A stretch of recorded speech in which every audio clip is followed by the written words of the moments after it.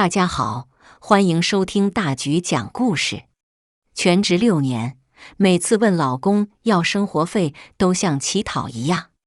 1个月2000块的生活费，愣是让他给出了20万的架势。我一怒之下，不再打理任何家务，也不再管他那个下肢瘫痪的老娘，还把孩子直接丢到了他单位，交给他带。然后我找了份工作，开启了独立的生活。眼看家里乱得一团糟，老公悔不当初地求我原谅。看着空空如也的微信余额，我鼓起勇气给老公发了条信息：老公，在忙吗？这个月的生活费该转给我了。信息发出去之后，石沉大海，连个回复都没有。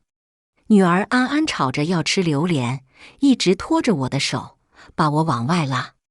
我赶紧安抚她，妈妈手机里没钱了，等爸爸打钱来，妈妈再带你去好吗？安安懂事，听我这么说便不再闹我。但我看着女儿懂事的模样，心里却狠狠一酸。明明我们家的条件也不算差，哪就至于让女儿吃个榴莲还要这般小心翼翼呢？于是我又给老公发了条信息：老公，在忙吗？如果不忙的话，你抽空把这个月的生活费转我一下吧。安安想吃榴莲，我微信里没钱了。提起女儿，周成川才不耐烦地回了我一条语音：知道了，你催什么催啊？我工作很忙的，晚点转给你。得到了肯定的答复，我便没再烦他，去厨房做饭了。可饭做到一半，不知安安是怎么回事，突然开始上吐下泻起来，把我吓了一跳。于是我赶紧把她送去了医院。可到了医院，周成川的生活费还没转过来，我连给孩子买药的钱都没有了。我只好拨通了周成川的电话，让他赶紧打钱过来。可周成川一接起我的电话，却大为恼火，都说了我在忙，我在忙。你听不懂人话吗？成天跟讨债似的，你烦不烦啊？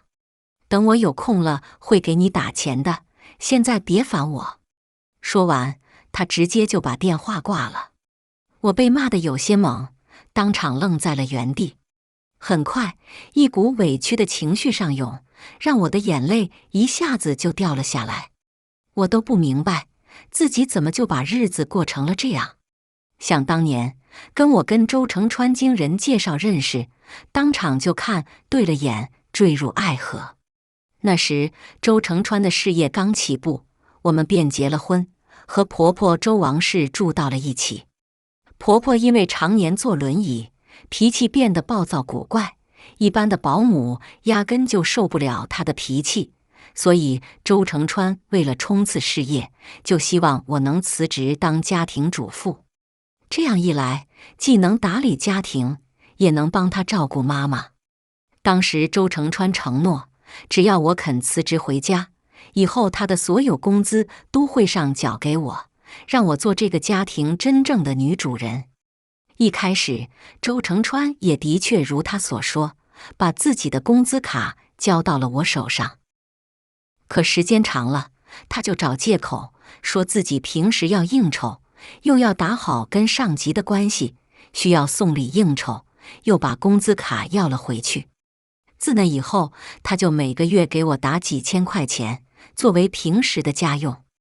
一开始是4、5千，后来变成3000，再后来就变成了2000。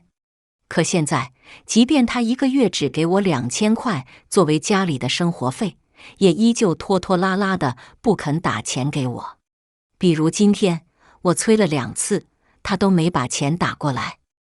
而我没了他打来的2000块钱，竟然寸步难行，连给孩子买药的钱都没有了。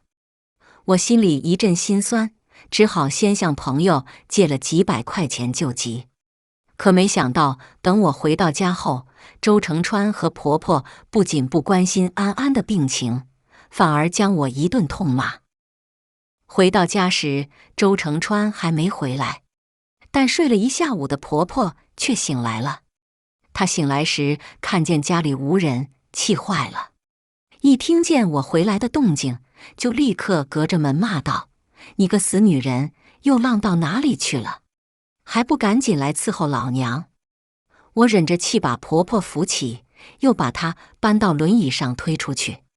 她见灶台空空，瞬间又怒了：“这个点了还不做饭，你在干什么？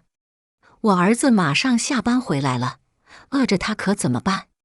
成天在家吃干饭，也不知道我儿子娶你回来干什么。”听到这些侮辱挖苦的话，我内心早已经麻木了。我自从嫁过来时，婆婆已经是这副德行。以前被她这样骂，我总是哭着找周成川去诉苦。可周成川除了安慰我，给我买点礼物安抚以外，却从来没有尝试跟他妈沟通过。周成川的说辞是，婆婆因为瘫痪，心里难受，所以脾气才差了点，让我为了她多多包容。这一包容就包容了6年。很快，周成川也回来了。吃饭时，我又鼓起勇气问他：“老公，现在你有空了吗？有空的话，就把这个月的生活费转我一下吧。我微信里已经没钱了，明天还要买菜呢。”闻言，周成川不仅没有转钱给我，反而还阴阳怪气起来：“你们女人就是好啊，都不需要出门工作，只要在家等着男人拿钱回来就行了。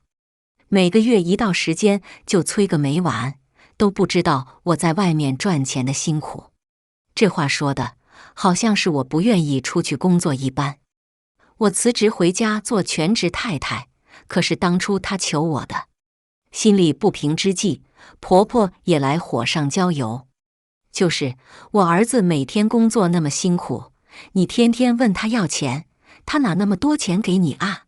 也不知道省着点花。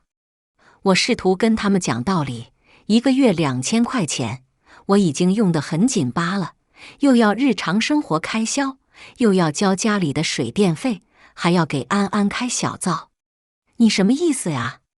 周成川气得把筷子一摔，1个月2000还不够用，你还想要多少啊？你个败家娘吗？伤人的话一句一句地从他嘴里蹦出来，像一把把利刃，快准狠地扎在我心上。原本我想忍忍就算了，可那2母子实在是过分，甚至从我骂到了我最宝贝的安安。婆婆一边挑菜一边骂道：“就那么个赔钱的丫头片子，你还给她开小灶，有什么好开的？还不如把那钱省下来，给我儿子减轻负担呢。”听到这里，我实在忍受不了，彻底爆发了。够了！我啪的一声把碗倒扣在桌上，冲周成川吼道：“1个月2000块的生活费，他妈的愣是让你们给出了20万的气势！你叫我不要催你，那你倒是打过来啊！省得我带安安去医院看病，都还要问别人借钱。”周成川，当初我也是有工作能挣钱的人，是你说你需要一个贤内助帮你打理家庭，照顾你妈，是你求我辞职在家当全职太太的。你他妈真以为我乐意吗？说完我又看向婆婆：“还有你，天天说我花你儿子的钱，在家吃干饭，你也不想想，要是没有你这个累赘，我至于在家吃干饭吗？再说了，就现在这个保姆行情，你要想请个保姆来照顾你个瘫痪的老不死，没个6、7、8千，谁肯来啊？我1个月就拿着你儿子2000块的生活费，在家任劳任怨地照顾你，你还不知足？你要上天啊！”把心里的委屈吼出来后，我舒服多了。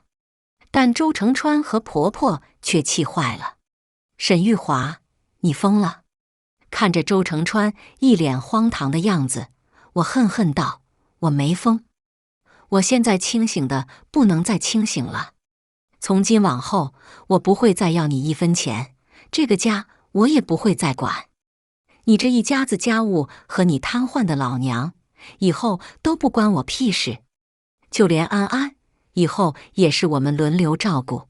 你休想再把孩子丢给我一个人，我倒要看看，没了我帮你打理这一切，你的工作能干成什么样？”说完，我不顾气急败坏的婆婆和周成川，直接带着安安回了房间。发完疯后，我以为安安会害怕我，可没想到她居然双眼亮晶晶地看着我：“妈妈今天好厉害哦。”我怔了怔，说道：“可是以后妈妈要出去工作的话，可能就没有那么多时间照顾你了。没事的，妈妈，我已经5岁了，在幼儿园老师会照顾我的，周末我可以自己照顾我自己的。”闻言，我紧紧把女儿搂在怀里，差点泣不成声。和周成川结婚唯一的好处，大概就是生了安安这么一个懂事可爱的女儿。今天彻底跟他们撕破脸了，以后家里的事我一样都不会再管。原本我想着周成川母子应该撑不过3天，可没想到还是我高看他们了。没了我的任劳任怨，他们一晚上都撑不过。晚上10点，我刚把安安哄睡，周成川就找了过来。他别别扭扭地说道：“生活费已经转你卡上了，刚才妈拉屎了，你赶紧去帮她处理一下。”是了，有个下肢瘫痪，连屎尿都必须用成人纸尿裤接着的妈，周成川的确一晚都离不开我。只是平常我从未跟他诉苦，他就真以为这些事我做起来很轻松。这下好了，让他自己照顾他妈去吧。他的孝心外包结束了。于是我打开手机，又把钱给他转了回去。我可不敢收你的钱，免得将来你们母子俩又戳我脊梁骨，说我是个吃干饭的。以后我会自己出去找工作，至于这家里家外的事，还有你妈，爱咋咋地，老娘不干了。闻言，周成川眉头紧皱道：“行了，沈玉华，你别得了便宜还卖乖啊！我这个月给你多转1000块，别在这置气了，赶紧去帮妈把屎处理一下。”说完，他重新给我打了3000块钱过来，我依然给他原路打回去了。周成川气得不行：“你还有完没完了？再这样，你以后可别想从我手里要到1分钱。”呵，现在我想通了，谁还稀罕他那俩歪瓜裂枣啊？我把周成川一把推了出去：“拜拜了您。”周成川被我气得在屋外跳脚，却又拿我无计可施，只好灰溜溜的自己去给婆婆擦屎擦尿了。不过别急，他们母子俩的好日子还在后头呢。第2天我起来后，发现周成川已经不在家了，估计又去公司加班了。听到我开门的动静，婆婆开始叫唤起来：“你个懒货，睡到这个点才起来，还不快给老娘做饭？你想饿死我啊？”我讽笑道：“妈，你还把我当成以前那个任你呼来喝去的儿媳妇吗？我昨天就跟你儿子摊牌了，以后我不会再要他1分钱，同样也不会再管你。谁的妈，谁自己照顾去。但你猜猜，就你儿子那4肢不勤的大爷，有耐心照顾你吗？”听我这么说，婆婆才终于有些慌了。毕竟自己儿子什么样，她可比我清楚多了。于是她像变脸一样，突然换了副表情，僵硬地冲我笑了笑：“你看你这孩子说的什么话啊？夫妻之间哪能真分这么清啊？成川在外干活挣钱，你在家里操持家务照顾老人也是应该的嘛。不过他忘记给你生活费，这肯定是他的错。等他下午回来，妈一定帮你教训他。”见婆婆这样，我一点都不觉得畅快，只觉得更加讽刺。从前我任劳任怨地照顾婆婆，她却对我没一句好话。现在我说我要罢工，她倒会给我陪笑了。这人呐，真是贱。不过我依旧没打算理她，做早餐也只做了自己和安安的份。婆婆在旁边眼巴巴地看着，气得脸都绿了。你个狠毒的女人，这是要饿死我啊！可别给我扣这么大的帽子。我昨晚就跟周成川说了，以后不会再管你。他明明知道，还把你一个人丢在家里。这是你儿子想饿死你，跟我没关系。等吃完早饭后，我就带着安安出门去了。周成川不是总嚷嚷他在外面工作挣钱，而我吃干饭只会问他要钱吗？那我今天就把孩子送去公司去给他带一带，我倒要看看他还能安心工作挣钱吗？到周成川公司后，我直接找了上去。他看见我来非常生气，劈头盖脸的就质问我，刚才我妈说你做饭只做自己的，根本不管他。沈玉华，你到底什么意思？我记得昨晚我已经跟你说得很清楚了，以后我不会再要你一分钱，但也不会再管你妈。你是听不懂人话吗？周成川顾忌周围有同事，只能压低了声音，那你来干什么？没看见我在忙吗？呵，就你忙，别人都不忙。我告诉你，现在我也很忙，我忙着去找工作。既然我们以后打算做业制夫妻了，那孩子也应该轮流带，我不欠你的。昨天安安是我带的，那今天就归你。我刚说完，安安就很配合地松开我的手，直奔周成川而去。爸爸，今天该你照顾我了，让妈妈休息吧。沈玉华，你疯了？我带个孩子在公司像什么样子？那就是你该考虑的问题了。说完，我转身就走，完全不理会周成川的拉扯。出了他公司后，我直接去了家政公司找工作。毕竟我学历一般，又全职太久，年龄也上来了，正儿八经的公司估计很难会招我这样与社会脱节多年的人。不如就去当家政，也算是我的强项。没想到我目标清晰的去面试，还真通过了2家。那2家都对我的能力很满意，说如果有合适的主家需要请人，再通知我过去试岗。这让我瞬间对未来的生活充满了信心。反正也是做家务，与其在家拿着2000块的生活费还要看人脸色，不如我去别人家做，至少拿工资拿得理直气壮。可正当我心肠澎湃地准备回家时，就接到了安安的电话。安安在那边哭得抽抽噎噎的，可把我心疼坏了。怎么啦，宝贝？你别哭，慢慢说。呜，妈妈，刚才爸爸被公司里叔叔骂了，说他上班还带孩子，不如回家。爸爸就把我丢到外面来了，这里的人安安一个都不认识。呜呜，安安好害怕。什么？周成川这个畜生，居然连自己的孩子都可以赶走。我怕安安出事，就马上赶了过去。直到看见安安没事，我才松了口气。看到他那可怜的样子，我很想上前搂着他安慰一番。但我又想，如果这样我就屈服了，只怕周成川以后会经常用这种方法来拿捏我。于是我心生一计，想到了一个教训周成川的好办法。冷静下来，我直接拨通了110报警电话。喂，警察同志你好，我要报警，有人遗弃亲生女儿，麻烦你们马上过来一趟。听到有人遗弃亲儿，警察很快就到达了现场。他们找到安安后，一个温柔的女警官赶紧把她安抚好了。然后通过安安提供的信息，他们很快就把周成川锁定住了。当周成川在公司里被警察公然找上门时，他立刻就慌了。警察同志，误会，我怎么会遗弃自己的女儿呢？只是小孩子调皮，我把他关在门外，让他自己反省一下而已。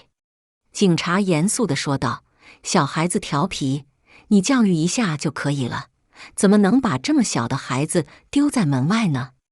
万一遇到人贩子了怎么办？眼看时机差不多了，我便顺势跑进去发疯。周成川，你个杀千刀的，怎么能把安安一个人丢出去呢？你到底想让我怎么样啊？我在家替你生儿育女，照顾你瘫痪的老妈，你连1个月2000块的生活费都不肯给我。好，你不给就不给吧，我自己出去找工作。可我就走开这么一小会儿，你就把安安赶了出去。她可是你的亲生女儿啊，你还是人吗？公司门口，周成川的同事们来来往往的，本就好奇这边发生了什么事情，正伸长了脖子往这看呢。这下子我的发疯，正好让他们光明正大的凑过来看热闹了。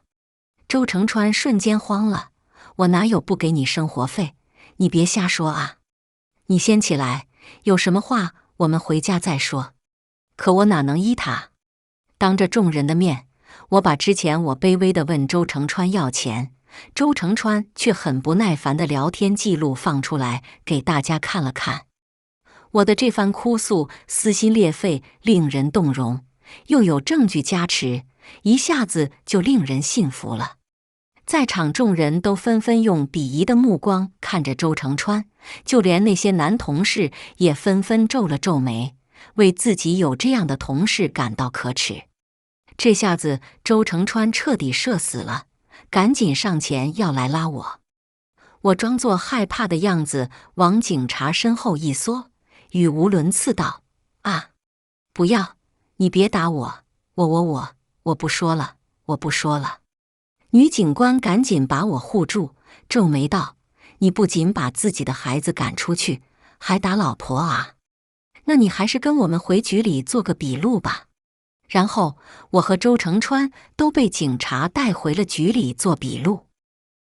到了警局，周成川在警官们的教育下，再三保证以后不会再这样之后，才顺利出了警局。在路上，他忍着火气没说什么，可一到家就爆发了。沈玉华，你疯了是不是？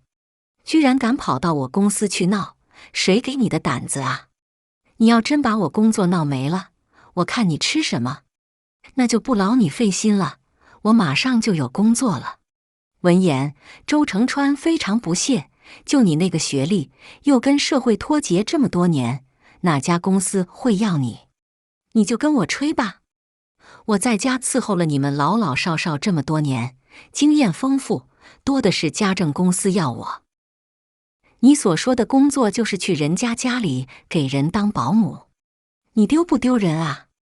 我气笑了，我靠自己的劳动赚钱，有什么丢人的？我在家给你妈当保姆，不仅捞不到一个好脸色，连2000块的生活费都被你说成要债。可我去别人家当保姆，人家不仅尊重我，还要给我开7、8千1个月呢。我稳赚不亏。我们还要再吵，就被婆婆打断了。儿啊，你们别吵了，先给妈做点饭吧，妈一天没吃东西了。听见这话，周成川摆摆手，终于冷静了下来。算了，我不跟你吵，你赶紧先去做饭，妈和安安肯定都饿了。的确，我自己也饿了，所以我没说什么就去厨房做饭了。可我只做了自己和安安的分量，可没打算做他们的。当菜上桌后，周成川厚着脸皮想过来吃，被我用筷子打了手。这是我和安安的分量，你跟你妈要吃自己做去。沈玉华，你来真的是不是？这日子你还想不想过了？你别忘了，你还住着我买的房子呢。你要不想过了，咱们就把婚离了，我看你有地方去。还学会拿离婚威胁我了，真的笑死。我冷冰地看着他，这房子的确是你买的没错，但我跟你在一起这么多年，也付出了我的价值和劳动。今天我去家政公司找工作，你知道现在市面上一个全职保姆多少钱吗？8千。如果要照顾残疾人，还得加钱。你1个月才给我多少生活费？撑死了就3000，甚至连3000都没有。你要跟我算账的话，咱们就好好算算。我把这几年的房租都结给你，然后你把我这么多年照顾你妈的护理费结给我，看谁赚谁亏。”周成川被我骚得面红耳赤，拟了半天也没拟出个所以然来。没办法，他只好灰溜溜地跑去做饭了。她给自己和婆婆随手炒了个蛋炒饭，婆婆吃的第一口就吐了出来，说咸得不得了，然后眼巴巴地看着我和安安碗里的油焖大虾，馋得不行。可这仅仅还是个开始呢。从这之后，我不仅不再管婆婆，连周成川的个人事务我也不再打理。现在我只做自己和安安的饭，洗自己和安安的衣服。周成川和婆婆的一切都需要她自己去打理。很快，家里就乱成了一团糟。尤其是婆婆，有时候被屎尿呼了一身，都没人管她，嘴里成天喊着还不如去死了算了。这一系列的折磨，快把周成川给逼疯了。终于，她再也忍受不住，跟我道歉了。在婆婆又一次侧漏，把屎溢到床单上时，周成川正在家里开视频会议。婆婆因为以前被我伺候得太好，根本忍受不了浑身的脏污，不顾周成川在工作，直嚷嚷个没完。视频会议结束后，周成川再也忍不住了，跑到我面前痛哭流涕道：“对不起，老婆，我知道错了。你为我辛苦操持这个家，我不该那么对你的，你就原谅我这一次吧。以后我每个月一定主动把生活费主动打到你卡上，好吗？以后我每个月给你3000，不，我给你4000，给你4000行不行？如果是以前，我可能就接受了，可是现在我不稀罕了。家政公司告诉我，有一户高知家庭想找个靠谱的护工替他们照顾自己截肢的母亲，薪资1个月1万，但是老人脾气不好，需要非常有耐心。这点我根本没在怕的，脾气再差还能差得过我婆婆？考虑到我有多年照顾瘫痪老人的经验，他们就向主家推荐了我，主家很满意，明天我就可以过去上班了。于是我扬眉吐气地拒绝了周成川。4000，你打发叫花子呢？周成川慌忙改口，那我还把我的工资卡交给你，我们还像以前一样过日子，行吗，老婆？不行。为什么？我愉悦地笑了笑，故意大声说道：“当然是因为我找到工作了啊！我啊，明天就上别人家去照顾一个双腿截肢的老太太，雇主1个月给我开1万块钱工资呢。”周成川不信，什么保姆值1万块啊？你可别让人给骗了。那自然是因为那老太太脾气特别差啊，不知道骂走过多少保姆呢，所以雇主才开这么高的工资。可是别人怕，我不怕啊。人家这脾气再差，还能差得过你妈啊？房间里的婆婆一直在关注客厅的动静，听到我这么说，瞬间急了，自己推着轮椅就出来了。你去别人家当保姆，那我怎么办？你也可以让你的宝贝儿子给你请个好保姆啊。不过吧，照顾像你这么脾气差的瘫痪老人，1个月起码也得给人家1万吧，不然谁肯来啊？不过，说着，我意味深长地看了婆婆一眼。不过你儿子1个月总共就挣1万，要是给你请了保姆，你们可就得喝西北风喽。周成川气得脸都涨红了。行，沈玉华，真有你的！你要真跟我分得这么清，就别住我的房子了。你要么给我付房租，要么就给我滚出去。都这时候了，周成川还是学不会好好做人。我一点都没在怕的，直接当着婆婆和周成川的面，给雇主发了条语音：陈姐，您上次说想让我住家，24小时照顾您母亲，我想了一下，可以的。以后我就住在您家，替您好好照顾老太太。陈姐秒回：哎呀，玉华，太感谢你了，真是帮了我们大忙了。我找了好几个保姆，都因为要顾自己家庭，不愿意住家。这样吧，你愿意住家的话，我每个月再给你加2000块钱。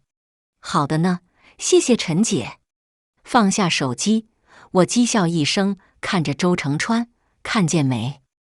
有的是人求着我去他家住，这可还得感谢你妈呢。要不是她这么多年对我打压谩骂，我还真受不了气，去给人家当保姆呢。这下周成川和婆婆彻底傻眼了，但他们依旧不想在我面前低头。于是婆婆不服气道：“儿子，你也给妈找个保姆，我还不信了，我们离了她沈玉华活不下去。”大家彻底撕破脸后，我从家里搬了出去，还带上了安安。本来婆婆还想怂恿周成川用安安来绑住我，可经过上次报警那么一闹，周成川怕了我，不敢再用安安做文章。至于雇主那边，我也跟他明说有个孩子要照顾，对方同意我可以把孩子带过去一起照顾。为此我深表感谢，主动提议他不必给我加那2000块钱的工资了，只要能给我们娘俩一个栖身之所就好。我和安安的日子就这么暂时稳定了下来。可婆婆那边却是鸡飞狗跳，精彩极了。我要好的邻居隔三差五的就在微信上跟我说周成川和婆婆的事情。据说周成川给婆婆请了个便宜保姆，一开始两人相处的还算融洽。但我深知照顾一个瘫痪的老人有多不容易，婆婆很快就开始阴阳怪气地挑人家毛病。一会儿嫌人家做饭不好吃，一会儿嫌人家照顾得不好，说起话来还阴阳怪气的，没几天就把人气走了。没办法，周成川又给婆婆重新请了个更高薪、更有耐心的保姆。可是人家出来当保姆的，也就为了混口饭吃，也没必要留在你家任你谩骂侮辱。换个雇主，人家也一样的干活赚钱。所以第二个保姆也没坚持多久，就又被婆婆气走了。而周成川这段时间本来就是事业上升期，本来就忙不过来了，现在还要为了婆婆的事3天2头的操心。忍无可忍之后，他终于爆发了。在接到第二个保姆辞职的消息，又被婆婆埋怨她一点都不会找人的时候，她下班直冲回家，把婆婆骂了一顿。话里话外都怪婆婆平时对我不好，要不是她对我动辄谩骂，我也不至于一走了之，不肯照顾她。这话周成川可就太会甩锅了。我的确怨恨婆婆对我不好，但这次我爆发的原因，更多的却是在周成川自己身上。为了他，我心甘情愿地放弃工作，在家把家庭打理得井井有条。可现在我不过问他要一点基本的生活费，他都推三阻四的，让我寒心。他怎么好意思把我离家出走的原因全都推到婆婆头上？男人的嘴啊，还真是巧舌如簧呢。隔空看戏看了这么久，终究没有在现场那么爽快。于是月底，我打算休1天假，回去看看我的好婆婆，回去看看她是否吃得好，睡得香，身体棒呀。月底那天，我特意化了个精致的妆容，买了一身气质款的新衣服，就回了家。到家的时候，婆婆正跟她的第3任保姆对骂呢。那保姆看起来50多岁的年纪，和婆婆差不多大，却依旧被婆婆指着鼻子骂，骂她光拿钱，不好好干活，是个吃干饭的。这下子见我开门进来，婆婆仿佛又找到了新说辞。她指着我对保姆说道：“你看看，你看看，这就是我儿媳妇，当初她照顾我的时候，什么都不用我说，我一抬手，她就知道我要起来，我一哆嗦，她就知道我拉了屎尿。再你看看，你都干些什么玩意啊？我口渴叫你倒杯水，你磨蹭了半晌，也不知道把水给我倒来。你当什么保姆啊？你干脆当大爷吧，你个臭婊子！这话实在难听，可把保姆气坏了。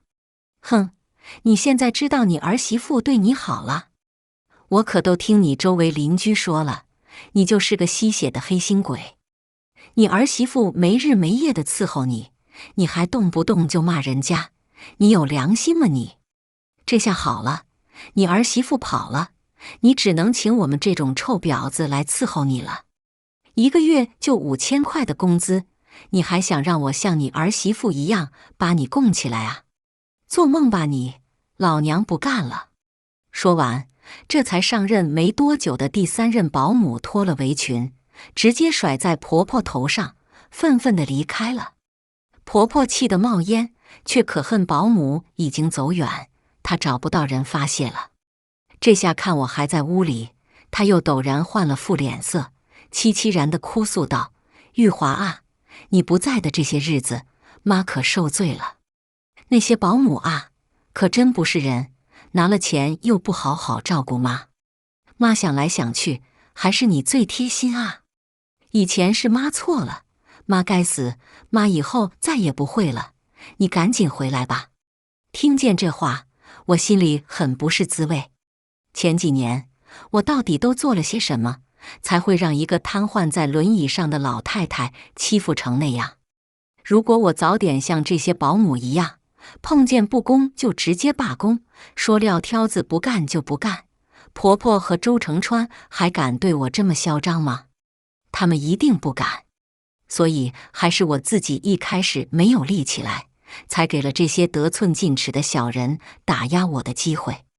现在我一朝撕破脸了，他们反而学会心平气和地跟我好好说话了。面对婆婆凄凄然的哀求，我直接无视了。现在多跟她说一句话，都是浪费我的力气。于是我转身回了房间，收拾我和安安剩下的东西。这个家我再也不会回来了。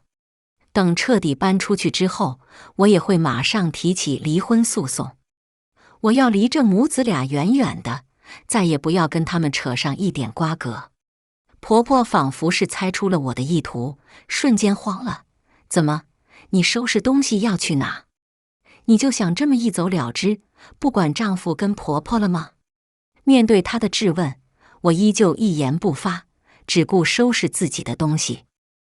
这无所谓的态度，让婆婆更加气急败坏起来。我就知道你个女人胳膊肘往外拐，宁愿去外面照顾别人，也不愿意照顾我这个婆婆。你个黑心的女人，我要上法院去告你。我告你不赡养老人，我告你抛弃家庭，我要让别人用唾沫星子淹死你。听见这话，我终于忍不住了。你以前不总爱骂我在家就会问你儿子要钱吃干饭吗？现在我不问你儿子要钱了，出去自己挣钱了，你怎么又有意见了呢？你以为你是谁啊？天上的王母娘娘吗？所有人都得任你搓扁揉圆是吗？你大可以上法院告我去，我倒要看看这世人是骂我一个兢兢业业伺候婆婆6年的儿媳妇，还是骂一个嚣张至极、欺压儿媳的死老太婆。你！婆婆气得说不出话来，嗓子抖个不停。我直接对道：你什么你？你再敢在我面前出言不逊，我还大嘴巴抽你信不信？我以前能把你捧上天，现在也能把你扇得不眨眼。真当这世人都任你欺负是吗？我疾言厉色的表情还真把婆婆镇住了，好半晌都没说话。我东西都收得差不多了，准备离开，忽然看见阳台上还有安安最喜欢的2个芭比娃娃，我又过去，打算把它们也拿上。这时，婆婆像是被我气疯了一般，拿起手边的杯子就向我扔过来。你个黑心贱人，老娘打死你！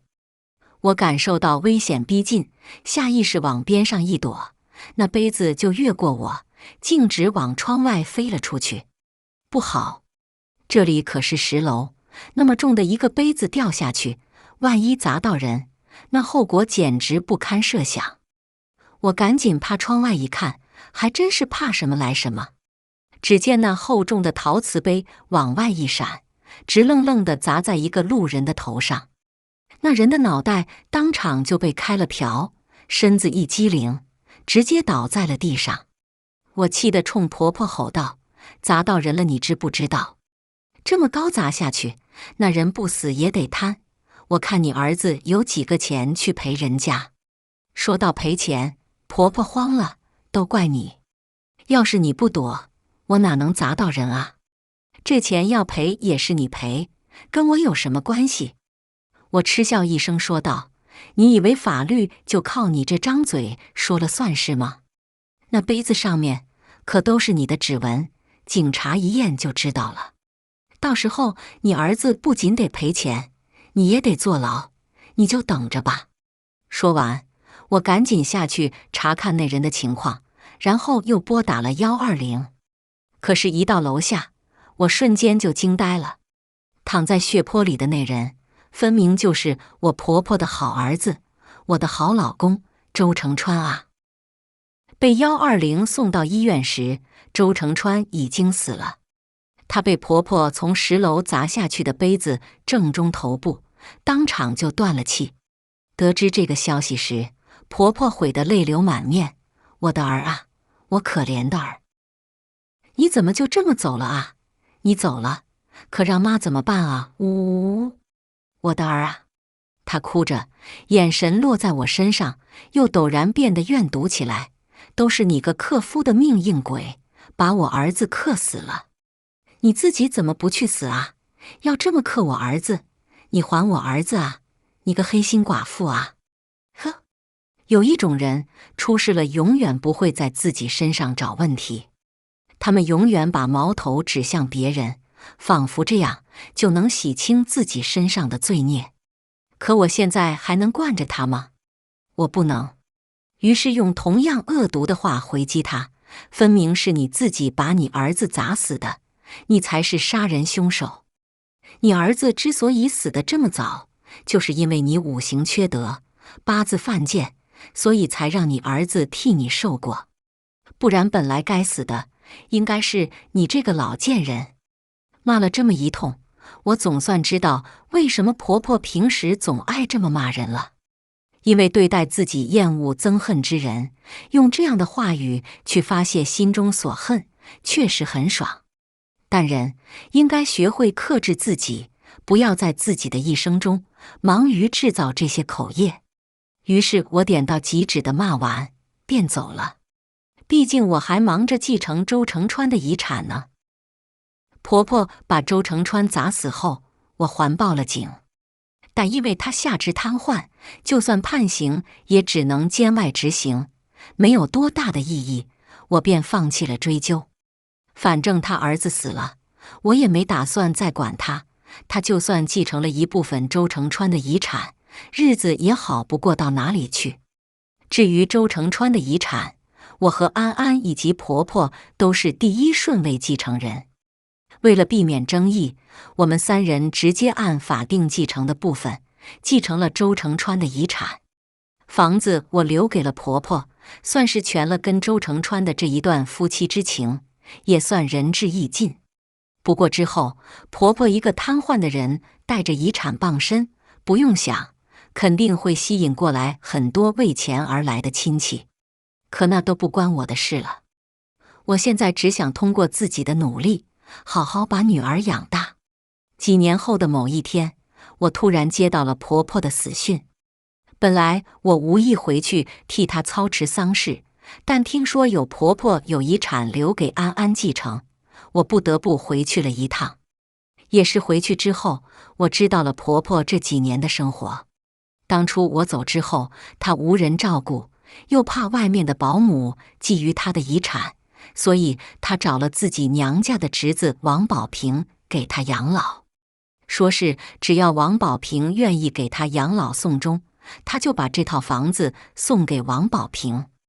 王宝平答应了，就带着自己一家人都住进了婆婆的房子，还找了律师立了遗嘱。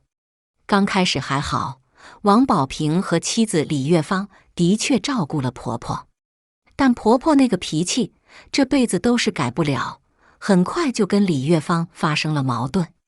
她侄子可不像周成川那么窝囊，自然是护着自己媳妇的，很快就开始肆无忌惮地虐待起了婆婆。他们只想赶紧把婆婆送走，他们好继承房子。可没想到婆婆居然留了一手，趁他们不注意的时候，自己联系上了律师，最后居然把遗嘱改了，把这套房子留给了安安。王保平夫妻俩气炸了，想跟我闹，但我直接报了警，让警察主持公道。遗嘱白纸黑字的，他们抵赖不了，只能捏着鼻子认了。而我火速办完婆婆的丧事后，把那套房子一卖，又带着安安离开了。王保平夫妻俩再气，也拿我们没办法了。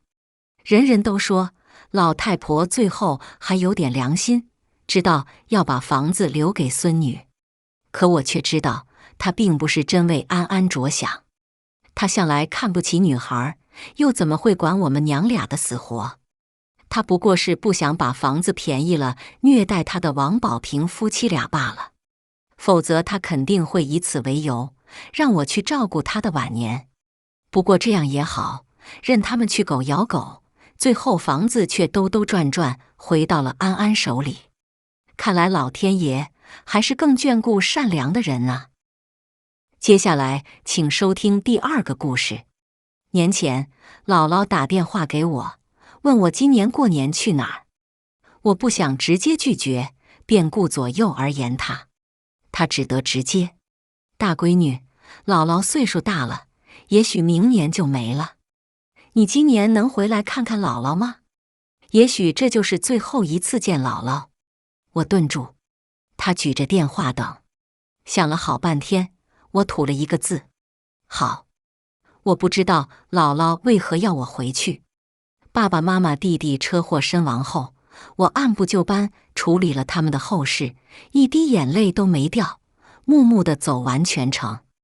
舅妈一边搀扶着姥姥，一边大哭，看起来很伤心。姥姥没哭，但一生牙扣都好的她掉了3颗，大夫说急火导致的，是真的上火。我没伤心，也没上火。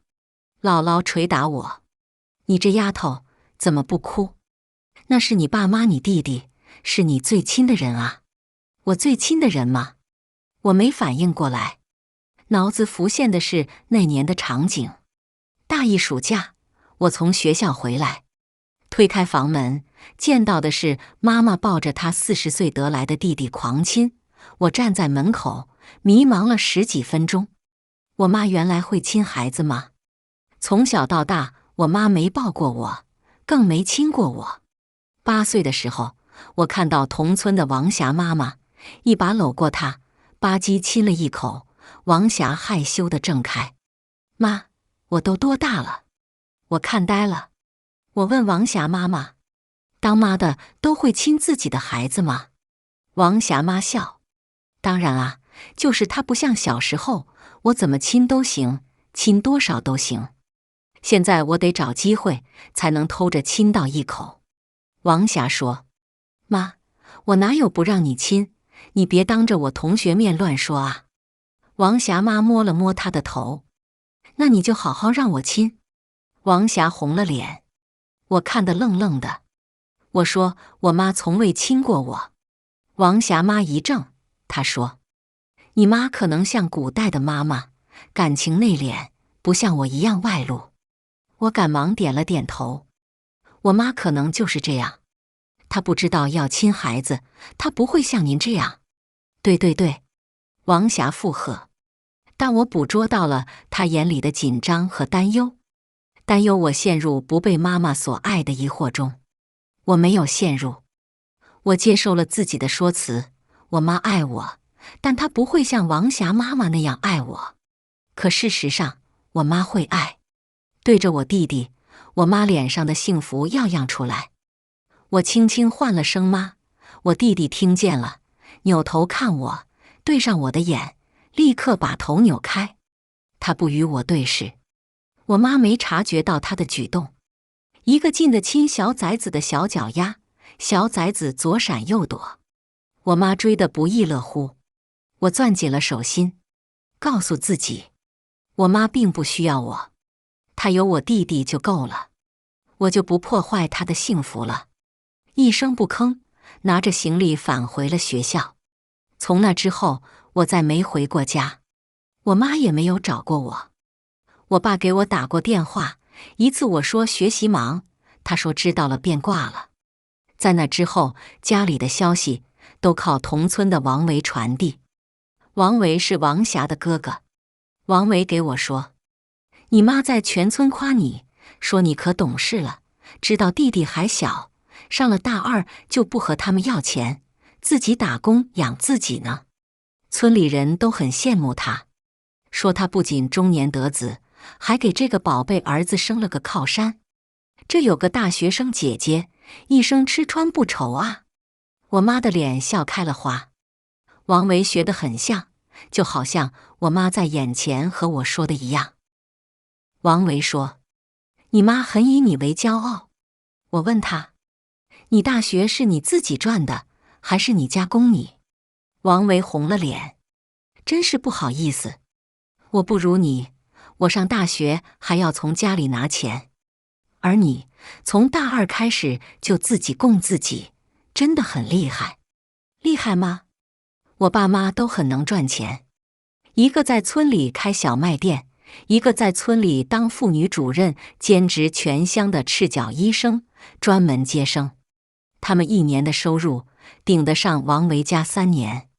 我步履匆匆赶向校外，奔向我工作的地方。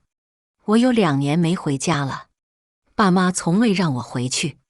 当他们的死讯传来，我的感觉真不是最亲的人离我而去，而是恍惚。我哭不出来。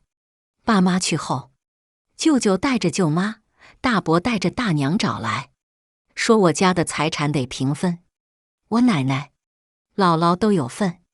大伯拿走了存折，说是给奶奶。舅舅说他得给姥姥养老，房子便归他。那我呢？平分，我分什么？大伯塞给我500块钱，舅妈也塞给我500块钱。我攥着1000块钱，茫然间被他们推出了家门。奶奶瘫着，没来到分家现场。我觉得不对，求助地看向姥姥。姥姥转了头，眼泪噼里啪啦地往下掉。我只得走了。出村时碰到王维他妈，他问怎么处置的。我说大伯和舅妈各给了我500块。王婶痛骂，黑良心啊，造孽啊！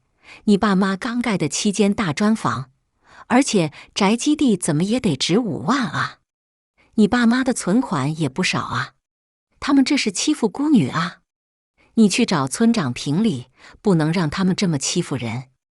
我挣开了他热情的手，淡淡的说，要养奶奶和姥姥。王婶愣住，明白了我的意思。她讪讪地说，就算给你奶奶、姥姥，也不能用这么少的钱把你打发了呀。你奶奶、姥姥身体不好，还能活几年？他们这是把你爸妈的钱往自己兜里昧啊，这是昧良心啊！脑子嗡嗡响，我不想听，我只想离开。王婶在后面喊，这孩子怎么都知道为自己争个公道呢？公道？爸妈出事前10天，爸爸给我打过1个电话，他一共给我打过2个电话，这是第2次，也是最后一次。他嘱咐我万事靠自己。他年纪大了，身体也不好，他和我妈挣的钱要养2家老人，还要养我弟弟。他不会麻烦我，让我也别惦记他的钱。我说知道了。所以大伯和舅妈拿走爸妈的钱和房子，我并没有觉得不对，因为爸爸早就告诉了我，他与我妈的资产与我无关。本来就是要给奶奶、姥姥和弟弟花。弟弟不在了，自然都是奶奶和姥姥的。我回到学校后，并没有多伤心，稍作休息后就开始备课。我还有自己要养。如今数年过去，我已参加工作，期间姥姥从未联系过我。忽然让我回去过年，是为了什么呢？我本想拒绝，但想到有些事也该了结，便答应了下来。王维知道我要回去，约我一块儿。我正和周南一块吃火锅，见我脸色不好，问我怎么了。我说王维约我同行。他脸露嫌恶，这怎么还没放弃？这人脸皮真厚。王维比我高一届，复习1年，与我一同考上这所大学。上了大学后，他常来找我，夸我学了最好的专业。他说，学医是越老越吃香，你真让人崇拜。我问他，既然这样，当初你为何不选？他尬着解释，我怕血。谁不怕呢？小时候啃甜杆，把手拉出血，我差点吓死过去。可是看着各村无论谁家里要生孩子，赶着马车来求妈妈的那种尊重，以及接生后他在台历上记上200元，爸爸在旁边脸上的那种欣喜崇拜，我就知道学医是大本事。我努力克服自己怕血、怕伤、怕死，因为比起这些，我更怕被瞧不起。就像王婶在家里干了那么多活，可依然换不来王叔的尊重。她每次回娘家，哪怕只拿了1只鸡，都会换来王叔的一顿骂，骂他不挣钱，还成天往出搭钱。而我妈回去我姥姥那儿，都把我家米面油搬空。我爸都说没事，咱们有钱，咱们再买。我看到的不是我爸对我妈好，王叔对王婶不好，我看到的是我妈自己能挣钱。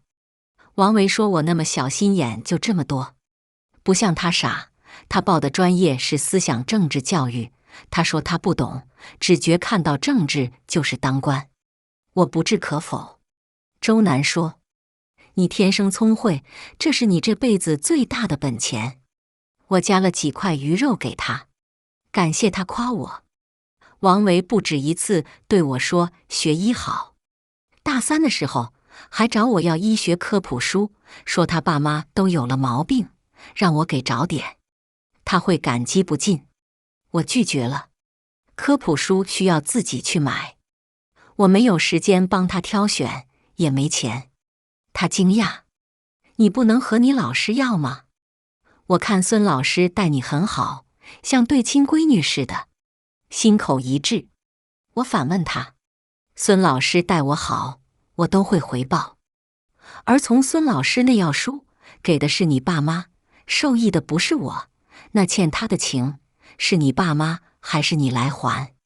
王维恼了，夏青青，你怎么能这么说话？咱俩这交情，你就不能帮我一下？我再问他，咱俩啥交情？王维说不出话来。我知道他在追我，可我答应了吗？没有，他约我10次，我1次都不去。只有恰巧碰上时，会听他叨叨老家的事。其实我不想听的，但他说的多，偶尔也会夹杂我想听的，便忍了下来。但他却会错意，以为我其实对他是有意思的，只是害羞。周南撇嘴，约你不是去食堂，就是去操场，连场电影都舍不得约你看的人，他哪来的脸？我倒是不生气，他只是同学，恰巧一个村的。还好，你拎得清，但王维拎不清。毕业时，听说我放弃去医院的工作，选择留校，他还特意来找我谈话，让我认识到医院的资源。我说留校是我自己的选择。他说我不明白，学校就是清水衙门，家里有点事办事都求不到人。办事，我就一个人，自给自足，有什么事需要求人去办，生病不得求人。我一个学医的，首要学会的就是让自己免于得病或者少得病。他急了，他说：你怎么这么顽固不化？父母年纪大了，身体不好，亲戚朋友都可能有个病有个灾，医院里有人，不是方便吗？别说村里，县里的那些同学也可能求到头上，这都是资源，都能帮助到我。我转身就走，他扯住我：你一点都不为我着想。我用极冷的声音说：你可真为我着想。他愣住。周南那时恨不得去打王维，我拦住了他，不过是他的一厢情愿，一腔妄想。工作后，他给我发信息，我只看不回；打电话，我从不接。只见过一次，还闹得不欢而散。周南问我为何不拉黑他，我说他在我们学校读研究生，那又怎样？村里的消息还能传过来？村里就你那大伯，你那舅妈。我低下头，专心挑鱼刺。我还是和王维同行了。买票前，他来到我办公室找我，恰巧孙老师在，他说是约我一块儿。孙老师马上说：要得，要得，春节路上小偷多得很，有个伴，小偷想偷也得先衡量一下。我说好。一路上我不与他说话，上了车我还是无言。他找话，他说：夏青青，当时你选择留校是对的。我皱眉，怎么又提这个？见我不喜，他马上说：今年学校引进人才，盖了一批房子分给人才，顺便也给几个没房的老师盖了一居室。我看了公示名单，有你。哦，我应了一下，是我学院书记见我们每个月拿出1/3的收入租房，实在不忍，在引进人才政策征求意见时，据理力争，给我们几个没房的新老师各争取到了一居室。那年学校扩招，招聘时增加了几个辅导员名额，留给本校生。老师是人才，辅导员不是。但辅导员都是给我们学院招的，书记给我们争取。我们感谢书记。书记说：你们每天差不多都住到学校给学生提供服务，那学校为什么不能给你们解决住房问题？那几个老师特别感谢我，无论家长闹事还是学生闹事，他们都第一时间站出来帮我。因为那阵子加班，他们是不愿意，下班就走，是我劝的他们加班。因为刘老师提醒过我，有几个学生有自杀倾向，心理中心正在研究。我自学过一点心理，我拉着他们留校加班，时刻看着这群新生，重点关注那几个明显情绪低落的，找他们聊天，了解他们的烦恼。果然被我们找到了根源。但报给书记后，书记特别高兴。他说：这可是救了咱们学院呢。我们特别自豪，真切体会到了职业的成就感。其中一个说：谁敢看不起我们辅导员？我们也是救死扶伤的英雄。很多学院任课老师看我们的眼神都变了，从原来的漠视到赞赏。书记更是给我们申请了房子，虽然是一居室，但对我们来说，比金碧辉煌的皇宫都要好。是我们人生第一个靠自己挣来的窝。想到这里，我扬起嘴角。王维也跟着笑，他说：夏青青，你有主意，也有运气。不过，话锋一转，他又开指点江山。回村后，别说你分了房子的事，若被知道，你面临的局面不外乎2种情况，一种是嫉妒你一个孤女没人帮助，却找了个好工作，还分到了房子，不知道会做出什么事情来，而你没人护着；一种是想方设法占到你的便宜，占不到也要扒下你几层皮的。无论哪一种都够你受的。我本想反驳，转念一想，他说的是对的，而我本就没有炫耀的欲望。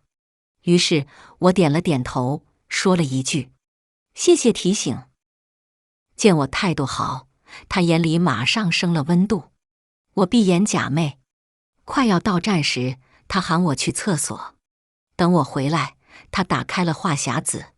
他说：“我觉得有必要提前让你知道，你舅妈待你姥姥并不好。以赡养我姥姥的名义，拿到我家房子后，舅妈对姥姥好了一段时间。可没过2年，舅妈就开始对姥姥摔摔打打。她对村里的姐妹哭诉，明明那时她走路喘气都费劲，还有高血压。本以为是占个便宜，谁知道她这么能活，过1年不死，又过1年还是不死。这都又要过年了，她还能吃下一大碗饭。我可算知道什么叫老不死的了。舅妈不想要姥姥了，让舅舅撵姥姥走。一向听话的舅舅却发了脾气：“我妹死了，你让我妈找谁去？”舅妈说：“你不是还有一个姐？况且你妹死了，她姑娘不是还活着吗？给她姑娘送去。”舅妈不敢说给我大姨送去，因为当年大姨出嫁的时候，姥姥也有30亩田，还有一大片果园，果园比较赚钱。大姨想要从姥姥那借点钱，结婚后也包个果园。舅妈笑意盈盈地挽着姥姥的胳膊说：“我们给咱爸妈养老，他俩的一切都是我们的。”我妈看了难受，说我大姨是借。舅妈呛我妈：“哪里有你？若他赔钱还不上，你来还吗？”我妈被噎住，她还没结婚，手上也没钱。她看我姥姥姥爷，我大姨也看我姥姥姥爷。姥爷不说话，一个劲叹气；姥姥也不说话，一个劲抹眼泪。我妈拽她的袖口，她大哭道：“都说女儿是母亲的小棉袄，你们2个哪里为我着想了？都想让我为难啊！我和你爸将来是要靠儿子养老，你们惦记我的东西干什么？你们能养我们老吗？”我妈立刻说她能。我姥爷过来踢了我妈一脚：“还你能？你知不知道，就你花我钱最多，你养我老。你先把我供你念书的钱还了吧。”我妈立刻闭嘴。她的工作还没落到实处。姥爷又狠狠瞪了大姨一眼：“嫁出去的女儿泼出去的水，你还想借我钱？你自己都过不好，还养我老？靠嘴吹吗？靠画饼吗？”大姨冷了心，带着新婚丈夫搬离了我们村，去了外省。临走的时候放话，姥姥姥爷死也不要找他们。我妈和我爸说这些的时候，哭着说：“我姐怎么这么狠心？爹妈到底养了她一回，怎么就真的狠心一点信都没有？”我爸说了句公道话：“大姐10岁就下地干活，果园可以说是她一手弄起来的，村里谁家不知道不羡慕？这些年，她是帮着爸妈养活一大家子，借点钱都不给，换谁不伤心呢？”我妈立刻灭火。但姥爷死的时候，我妈还是辗转给大姨打电话。大姨一听就扣了。我妈又打，哭着嚎着说：“那是咱爹，再有不是，他也是咱爹。他走了，你就不能回来送他一程？”我大姨说：“我听说了，我年轻的时候爹压榨我，这些年压榨你，你愿意送他你送，但你凭什么强迫我？”我妈哽住。我大姨挂了电话。我舅舅和舅妈披麻戴孝，舅妈哭天喊地，到处说老爷子走了，这个家可怎么办呢？我姥姥欣慰地说：“到底是儿子。”我妈愧疚，替我大姨出了2000块钱。王维说：“听说你姥爷丧葬棺材加上宴席，一共花了1000多点，你舅舅和舅妈一分没花。但全村都说你舅妈作为儿媳妇，那是真孝顺，哭妈都不一定哭成他那样，他只是哭个公公。现在你姥姥没有油水可榨了，就鼓动你姥姥让你回来，是要你出赡养费呢。其实我们都知道，你舅妈压根就没对你姥姥姥爷尽过孝。我看了她一眼，她倒是看得明白。我妈活着的时候，姥姥姥爷有啥事都是我妈出头，姥爷走后，基本上都是我妈去照顾我姥姥，所以舅妈才不觉得养老人有多难。她只需表演一下，不用出力就能捞了好处。我妈走了，她用姥姥的名义占了我家的房。她的算盘是我老活个1年半载就会死，她既能抢来好处，又能博一个孝顺的名声。但她没料到，我姥姥不配合她的剧本，虽然一身毛病，但依然活着。她觉得亏了。王维说，你舅妈先是托人给你大姨送信，你大姨给她寄回来一张驴的脸皮，把她吓坏了。她意识到这辈子能欺负的只有你妈，你妈欺负不到了，可以欺负你。她让你姥姥给你打电话，你还真回来了，你就和她吵了一架，让她不能没了良心。你舅妈满村哭嚎，说你良心太黑，知道姥姥是个累赘，故意设套，把老人扔给他们。老人迟迟不死，拖累得他们苦不堪言，还让他们坏了名声。你舅妈放话，你不把你姥姥带走，她就离婚。现在村里小伙子娶媳妇都难，大家都劝我舅舅给他道歉。舅舅骑在墙头上，上不了下不去，精气神快没了。王维说完，小心翼翼地问，这是你怎么想的？你可得清醒一点。我抬了眼皮，你在挑拨。王维再未多话，姥姥见到我，眼泪汪汪，拉着我的手不放。我家的7间房，舅舅舅妈睡中间的一间，姥姥在左边的一间，靠山，冬天特别冷。我瞥了一眼，提着行李去了姥姥的房间。姥姥个子小，老了之后又缩了一些。我低头看她，她抬头看我，不错眼珠的看。直到我在炕上坐下，与她面对面，她才收了紧密的视线，温声说，大闺女，你变老了。过年我26，那年离开的时候才21。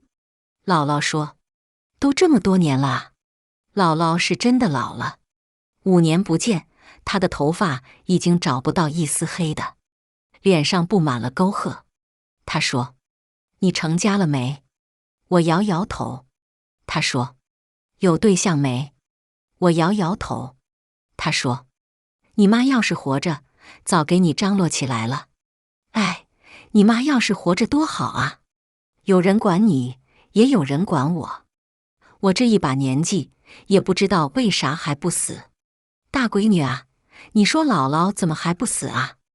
我这活一天就是遭一天罪啊！我是真恨不得一口气上不来，赶紧死了，去找你妈。你妈在，我不会受苦啊。说着说着，她就哭了。我递给她纸巾，低声对她说道，舅舅对你不孝吗？若他不孝，你可以去告他，我可以帮你请律师。姥姥顿住，即使不擦，眼泪也下不来了。好半天她才说，你舅舅他是孝顺的，就是你舅妈是个混球，不怨你舅舅，是姥姥命不好，没给他找一个好媳妇，让他一辈子抬不起头，连累我自己也受苦。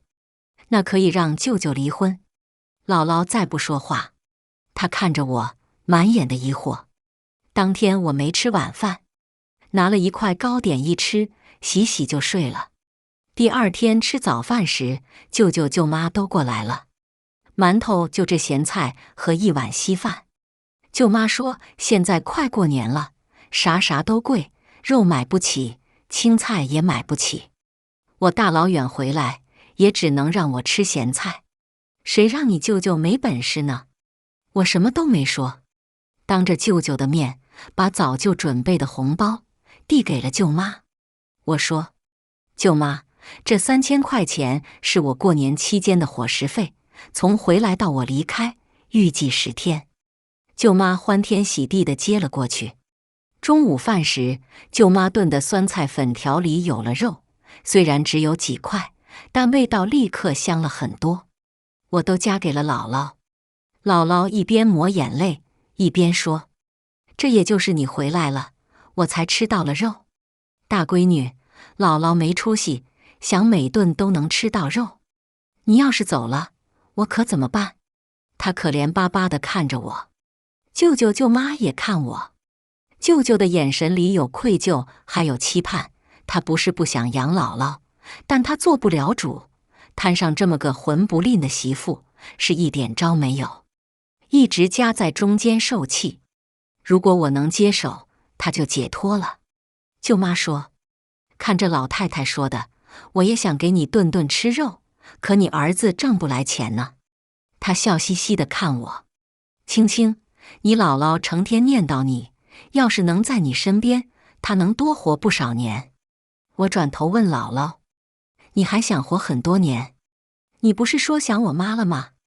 我妈在下面可是等你好几年了。”姥姥一下子噎住，顺了好几口水，才把肉咽了下去。舅舅摔了筷子：“你这孩子说的什么话？”我看了他一眼，实话，然后放下筷子走了出去，留下他们3人大眼瞪小眼。我家在村东头，我往西走，没走多远就遇到了小景。小景也是我同学，从小学一直到高中。他看到我很高兴，问我舅舅舅妈对我咋样。我说就那样，我从不期待他们会对我好。他们自己有2个孩子，偏疼儿子，儿子学习很差，忽视女儿，女儿却学习好。他对他儿子很好，对他女儿也一般，唯独一次关心女儿，是女儿高考后，他给我打了一个电话。他说：“青青，琴琴喜欢你的大学，也想去你的大学念书。舅妈这辈子没求过人，豁出老脸求你，你给找人帮忙把琴琴办进你们学校，舅妈感谢你一辈子。”琴琴高考分470，我们学校当年最低录取分数线590。我实在想不通，他是喝了多少酒才能神志不清，打来这样一个电话。我想拒绝，他先挂了，说让我赶紧找人去，一会儿再给我打过来。王维就在我旁边，他建议我委婉拒绝。一是说你一个辅导员没那么大能量，就是你们校长也不一定能办成，让他知道你不是不办，是能量有限。二是和他讲讲现在大学招生的形式都是很公平公正的，就是按照分数录取。琴琴若想考你们学校，可以考虑复习，再战一次。他知道了这些实际困难，自然就能理解你的难处。我没采纳他的建议，等舅妈再打过来。我当着他的面对我舅妈实话实说，我办不了，他分数不够。他立刻在那头吱哇乱叫，说我不上心，不把他女儿的事当事。亲戚一回，居然这么冷血旁观，不帮忙。我挂了电话，王维立刻对我冷了脸。他说：“你连对自己的亲人都没有一点耐心，还能指望你对他人怎样？”我反问他：“什么他人？我的生活里哪来的他人？”一下子把王维噎住，他甩袖子就走。周南给我分析，王维是希望通过我对我舅妈多些忍让，将来就能对他父母多些忍让。但他那是自己一想，想屁呢！我没往心里去。他赶上我舅妈给我打电话，不过也是偶遇。我讨厌偶遇。我问小景说：“你忙你的，我就是转转，不用管我。”小景不肯走，他一直找话，问我工作的事，也说高中的事。路上遇到不少熟人，他们看见我和小景走在一起，都捂着嘴偷笑。小景问我：“你知道他们在想我们什么吗？”我瞥了他一眼，他眼里有兴奋的光亮。我说：“他们并不知道我脑子里在想什么，所以他们想什么都是妄想。”小景一怔，随后哈哈大笑。到底是我们班的才女啊，看这话说的太有哲学味了。我没有停下脚步。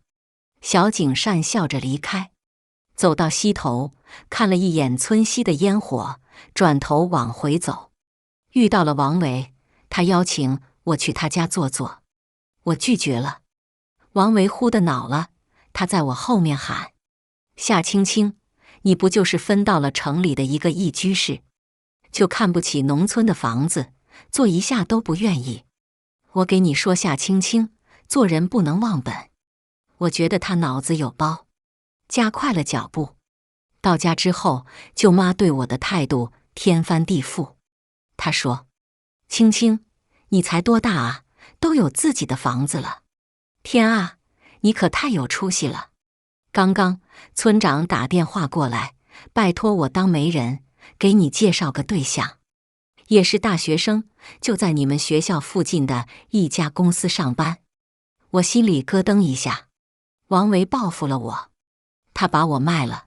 他妈是有名的快嘴，有肺病，走一会路就要停下来喘气，传八卦一口气都不带停的。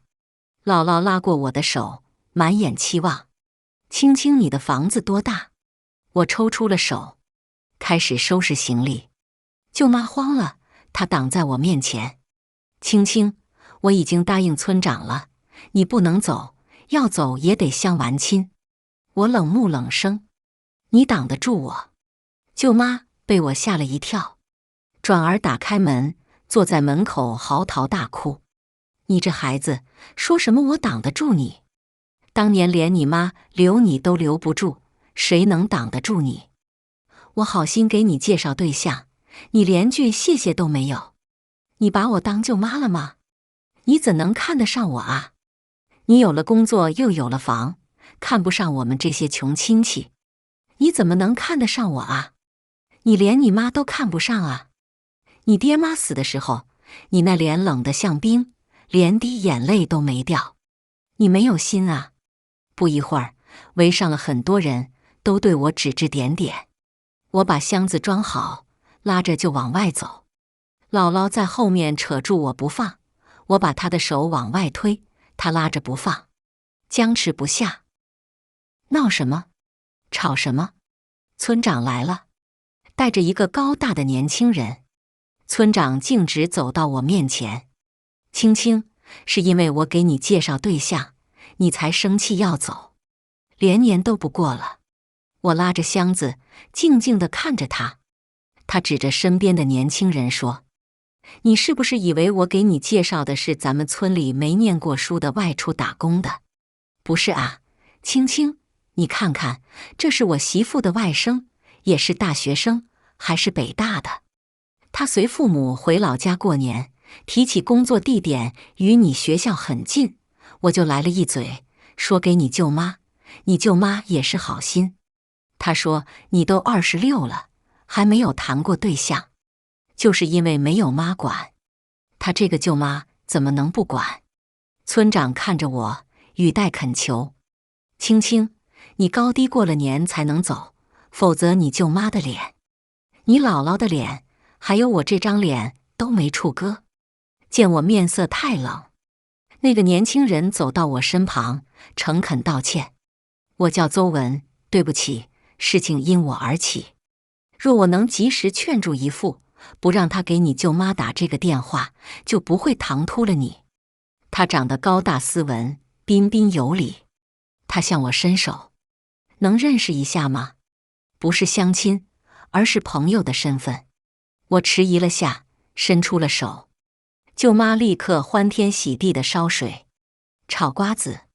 村长拉着我姥姥聊天，我和邹文坐在桌子两头。邹文善谈，他是北大本科，毕业后与师兄一起来到我所在的城市创业，合伙开了个公司。他与我同年，他说了很多，我只听不语。最后，他喝了一口茶，自嘲道：“第一次推销自己没成功。”我忍不住笑了一下。我现在还不想找对象。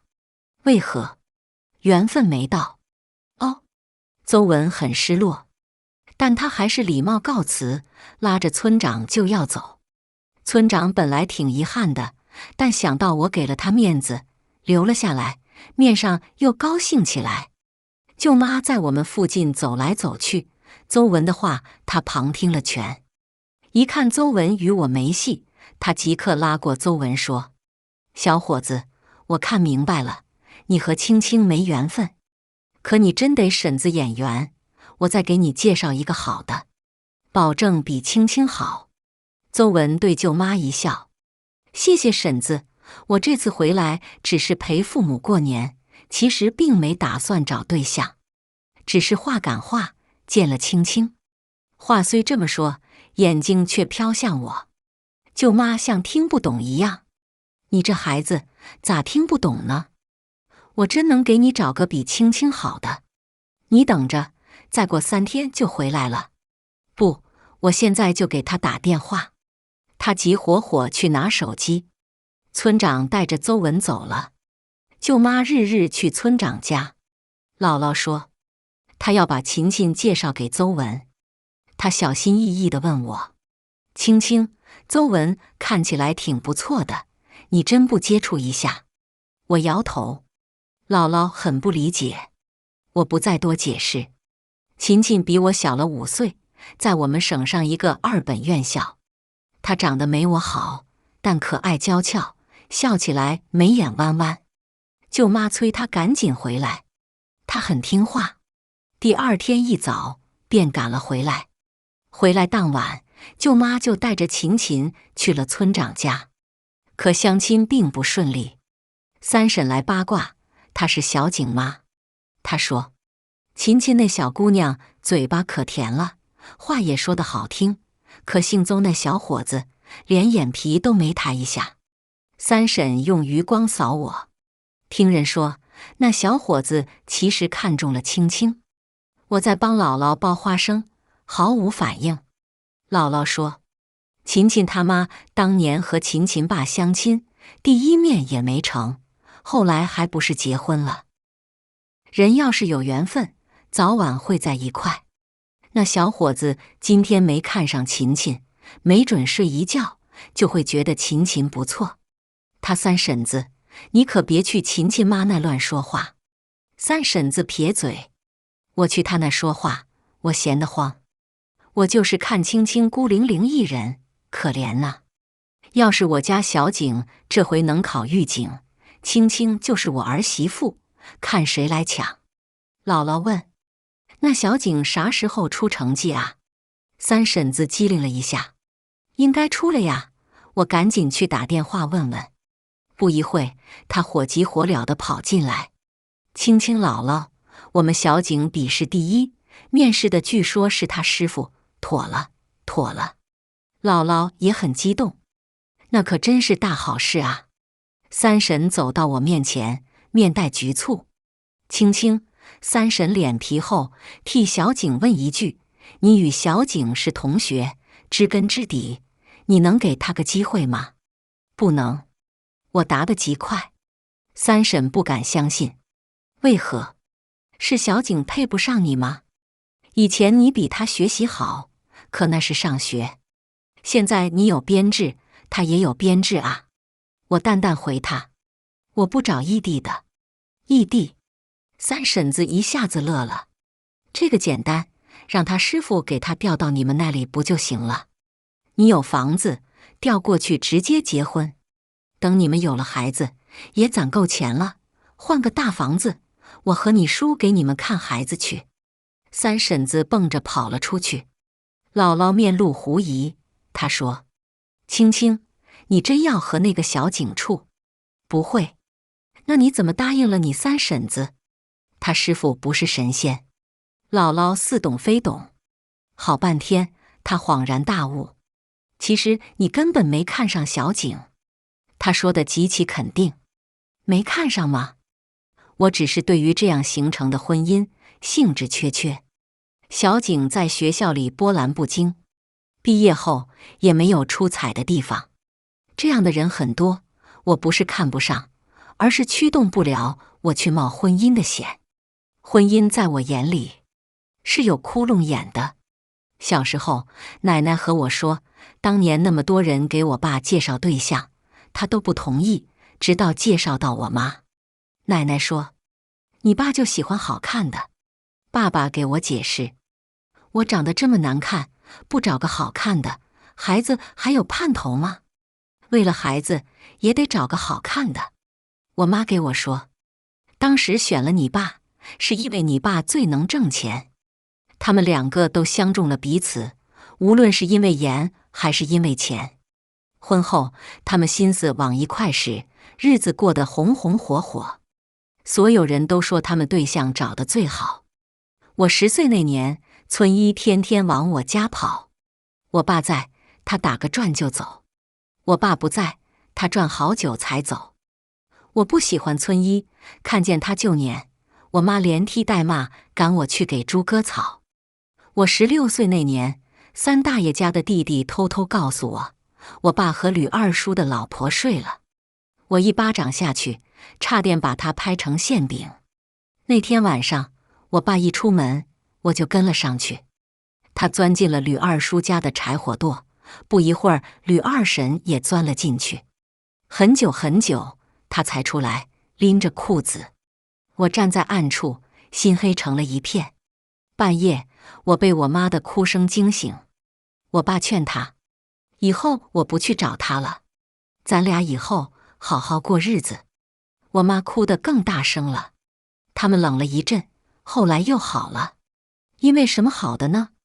那是在我中考前夕，姥姥对我妈说：“你再给他生个儿子吧，有了儿子，男人的心就彻底回来了。”我妈哀叹：“闺女都这么大了，再生一个，她会怎么想？若是因为她乱搞，我再生一个出来，叫闺女受了委屈恨上我，这不是掐狮子养脊子吗？”姥姥想了一下，然后恶狠狠地说：“她就一个丫头片子，还管她怎么想？你就生，她要是敢起刺，你就和她哭。你告诉她，哪有当姑娘的不心疼妈的？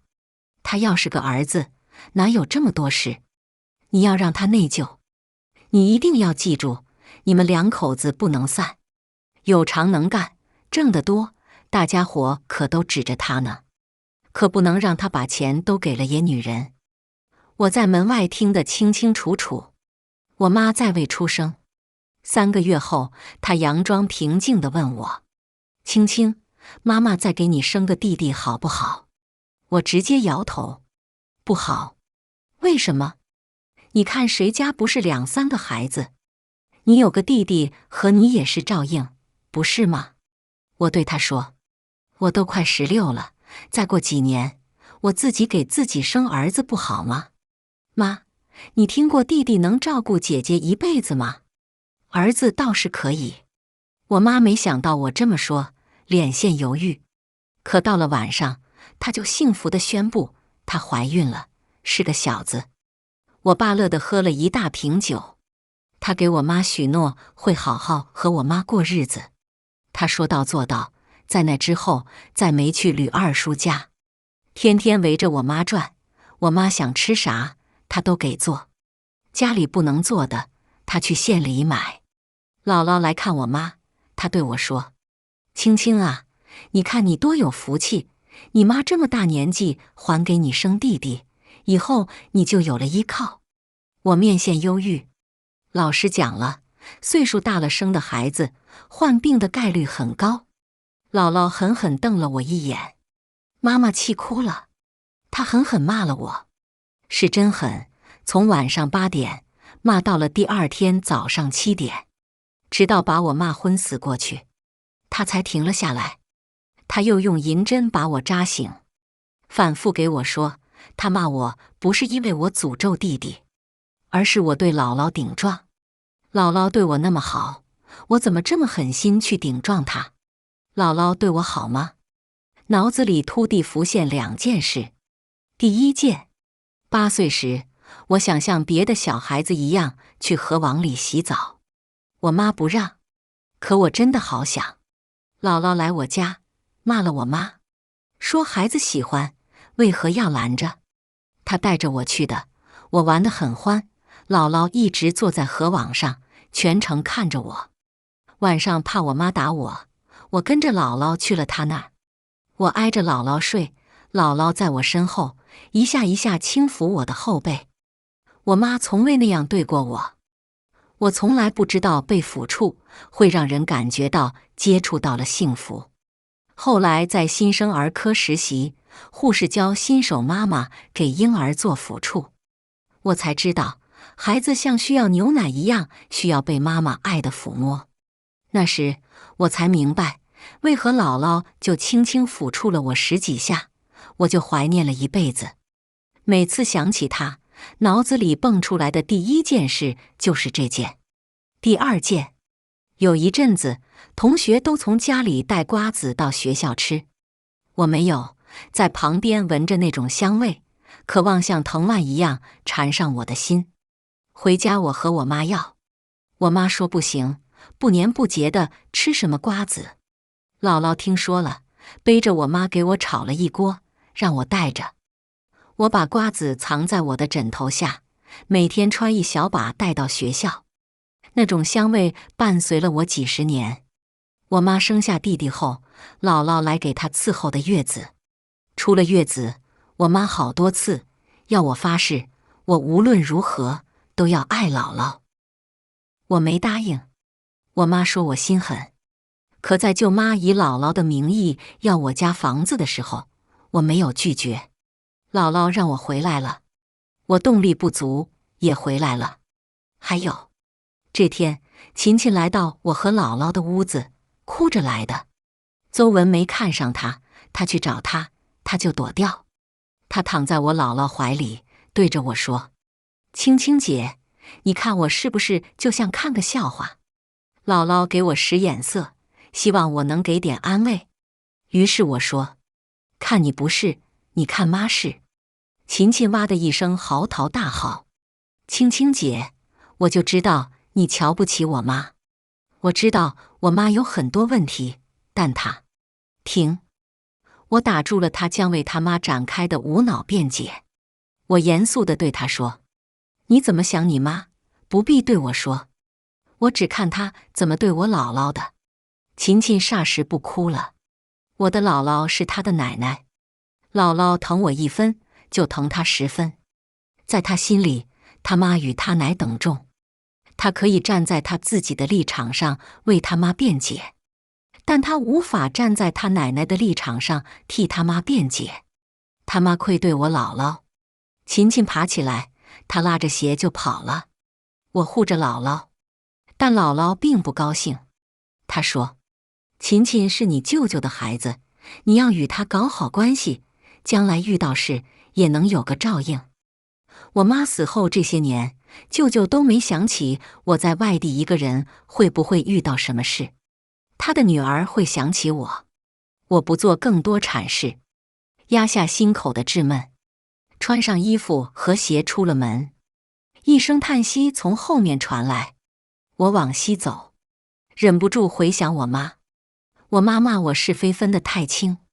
她说：“人无完人，谁都有好有坏。”那是她难得耐心教我的时刻。那时我上初2，有了很强的辨别力。我问她：“妈，你的意思是若一个人对你好过，哪怕他以后做了对不住你的事，也不要恨他，要想起他的好，是吗？”我妈点头。那一刻她很自豪，她觉得把这个举世真理交给了我，我会因此变得宽容大度。我告诉她：“妈，我二舅爷家的五姑对我奶骂你小心眼、小气、吝啬、抠门。”我妈立刻放下簸箕，扯开嗓子痛骂我五姑又黑又丑，死胖子，足足骂了1下午。她平时与五姑玩得最好。五姑经常帮他干农活，他经常念叨五姑是个好人，可他只听了我几句话，连验证都没验证，就恨死了五姑。骂了还不解气，他又去媒人那儿告诉对方，我五姑这人挑拨离间，谁家娶了她，家庭难安，吓得媒人不敢给五姑做媒。那天我妈给我上了生动一课，一个人的恶抵消不了他的好，好就是好，坏就是坏，各报各的。离过年还有2天，家家户户开始购买年货，布置房屋。我和姥姥说要去一趟县里，她以为我要去买糖果，给我塞了100块钱。去吧，买点你愿意吃的大虾酥。我接过揣到兜里。这是弟弟来了之后第一次收到压岁钱。小时候最盼望的就是过年爸妈给压岁钱，我爸会给我20，我妈会给我10块。除夕揣到兜里，一直乐到15。弟弟来的第1个年，我以为爸妈会像之前一样给我压岁钱，可我爸说：“青青，你现在得给你弟弟钱了。”我很不是滋味，看我妈。我妈说：“以后你也是大人，咱们家就你弟弟是小孩。”见我像个木头一样不动。我爸说：“还有半年，还有3个月，你就满18岁。按照法律规定，父母养你到18岁就是完成任务，之后你得自力更生。”我妈横了我爸一眼：“那是没本事不疼孩子的家庭才那么干，咱们家不能。”我爸没有反驳。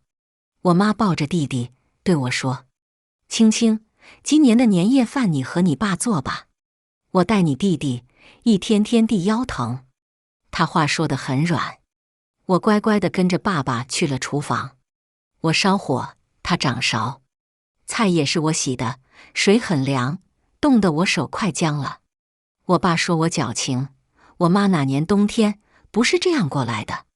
我不接受。我妈的苦，我为什么要传承？我烧了点热水，加入凉水里，水变温后，把菜洗了。吃饭时，妈妈抱着弟弟，模仿小孩的语气：“姐姐，我要压岁钱。”我忍着痛，给了她10块。我妈又说：“姐姐，太少了，我可是你最亲的弟弟。”迎上我妈审视的目光，又掏了10块。弟弟左右手都有票子，乐得手舞足蹈。我妈说：“这是满手钱，但兜里还空着。”我又拿出来40、21张的，给我弟弟的2个兜都装上。我妈才满意，抱起弟弟去找爸爸要。全程我弟弟连看我一眼都未曾，就盯着钱。那一刻我是什么心情？其实没什么心情，只是手脚冰凉。路上我遇到了小景，他兴高采烈，走路带风，个子很高，身体很壮实，个性却依旧柔和，说话不大声。他也要去采买，骑了个电3轮，问我要不要一起。我本想等公交车，但一想要等很久，抬腿迈上了他的3轮后车厢。他开得很慢，幸好也没风，不算冷。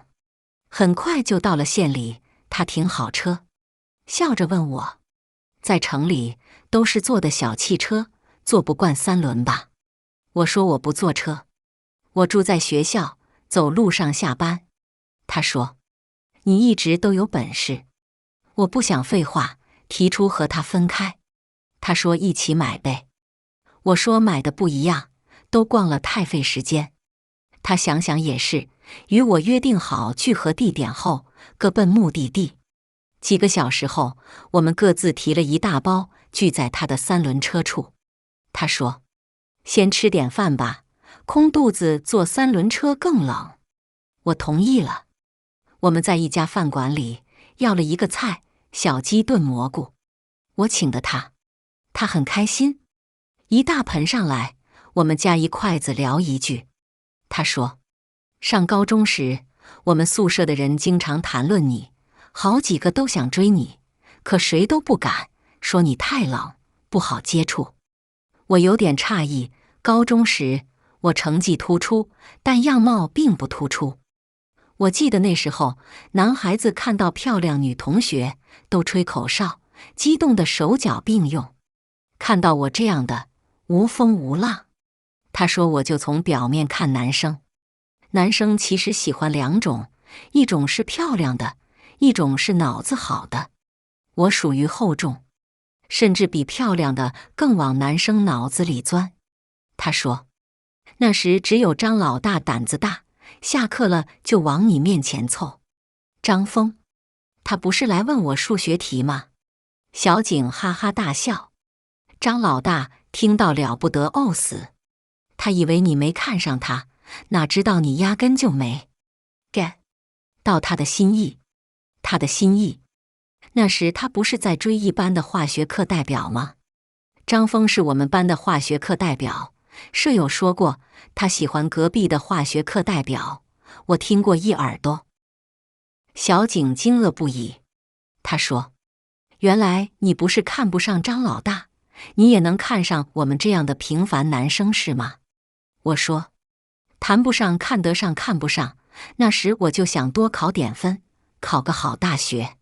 哦，接下来小景安安静静吃鸡，吃完后他去开3轮，我叫住他，递给他一副手套。我看你那副有洞，给你买了一副新的。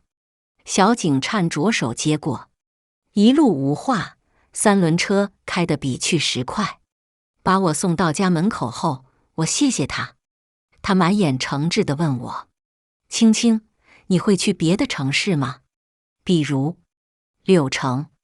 柳城是他考的那所监狱所在地，离我所在的阳城有上百里地，不算远，也不算近。我轻轻对他说，不会。他听懂了我的意思，他说，我知道了，语气充满失落。姥姥见我买了2大包东西，说太浪费，她用不了这么多东西。我说，不是给你的。姥姥极为尴尬。我淡定地从随身包里掏出1包无糖糕点，递给她，我给你买了蛋糕。姥姥表情好了点，她接过蛋糕，眼睛扫向那2大包，悻悻地说，不给我，那是给谁？我没打。铺开买来的红包纸，用毛笔写祝词。姥姥凑过来看，她很惊讶，你的毛笔字居然写得这么好。她又仔细看了看，像你爸的字。姥姥没说错，因为这就是我爸教我的。小时候，我要和村里的男孩子出去凿冰捞鱼，我妈把我揪了回来，说不能和那些野小子玩。大冬天的成天关在屋子里，憋得难受。我妈说别家女孩都能老实待在家里，我为什么不能？因为那些女孩在学着那鞋底、织毛衣。我也想这样，可我妈不教，她厌恶一切手工活。我爸看我可怜，便提出来教我写毛笔字，那是我唯一从父亲手里学会的技能。我爸毛笔字写得好，每逢过年，各家都会买来红纸，找他写对联。我爸教得很耐心，从握笔开始，一步步地教。我学得很认真，不久，我就能把字写得很像样。我爸很惊喜，又手把手教我写铅笔字、钢笔字，我都学得又快又好。我爸惊喜极了，他说，老婆，咱这闺女将来能有出息。我妈嗤之以鼻，写个毛笔字能有什么出息？平白浪费了这么多纸笔。我妈再不肯让我爸买纸墨，我哭。我爸却说，你妈最大的优点就是勤俭，会过日子。每学期我妈给我买的纸本都是往少了买，写完了一本擦干净接着写。她在村里做赤脚医生，乡里给她配诊单，她会偷偷拿回来一本，用背面记账。我无意中发现背面可以写画画，差点乐疯。只要我妈不在家，我就撕几张下来，疯狂地画。我喜欢画画，美术老师说我有天赋。我画的木桶，他给了我100分。我妈看到了我画的画，她给了我一耳光，又把我所有的画都给扔到了灶坑，一把火烧光。她骂我爸把我教坏了，一天天脑子里没个正经事。我没哭也没闹，看着谩骂我的我妈，恍惚了起来。我不懂她，真的不懂她。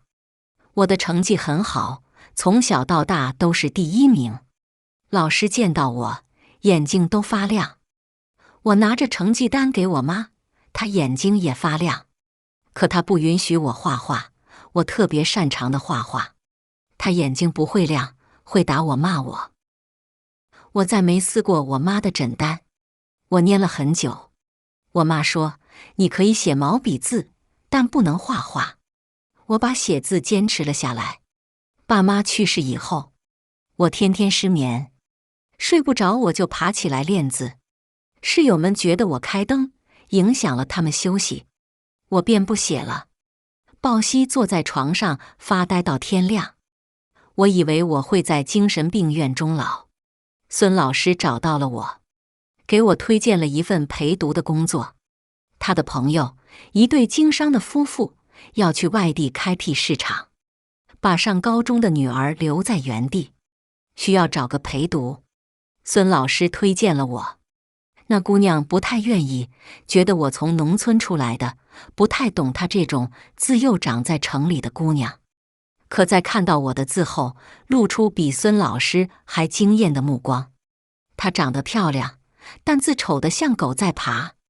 为了这笔字，她定了我。她叫林雪。我有耐心陪林雪写字，从很丑到不那么丑到有一点丑，最后蜕变为漂亮。林雪很感激我，也教我一些东西。她说，姐姐，做人一定要学孙悟空，能对上也能对下，通吃，还不委屈自个儿。我听了她的话，跟着她读西游，看西游，从她的角度去看孙悟空。我发现他是对的，孙悟空真的很好很好，但他也说孙悟空性子太闹腾，不利于长寿。看一会儿《西游记》，他就拿毛笔练字，说要沉气。我也跟着练，那3年对我影响极大。林雪后来考进了北京，与我一直都有联系，而我因为他父母给的陪读及讲课费，并没有吃什么苦。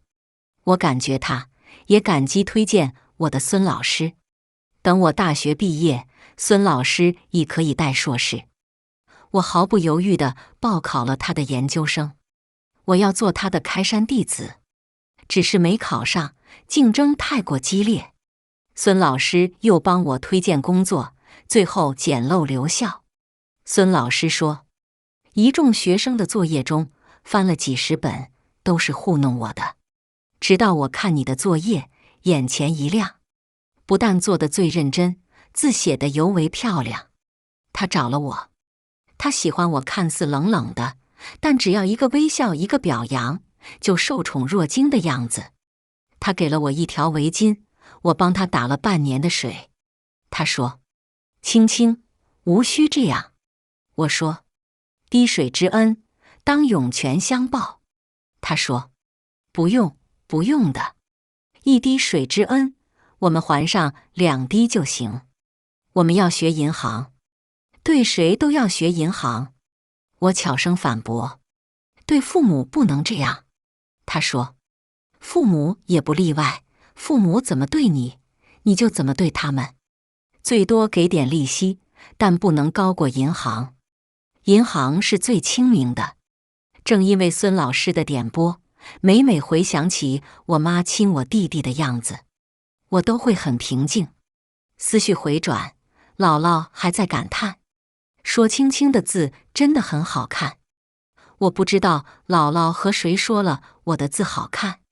当晚，村长就来找我，说他请了村里的几个大学生去村办写对联，作为新年礼品送给各家各户，想请我也去。